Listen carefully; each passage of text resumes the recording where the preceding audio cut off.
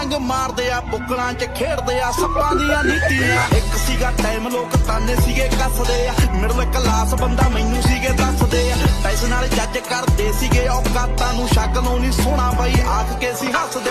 ਮੈਂ ਕਿਹਾ ਬਾਈ ਉਹ ਤੂੰ ਗੇਮਾਂ ਦੇਖੀ ਪੈਂਦੀਆਂ, ਕਰਦਾ ਜੋ ਗੱਲਾਂ ਇਹ ਸਦਾ ਨਹੀਂ ਉਹ ਰਹਿੰਦੀਆਂ।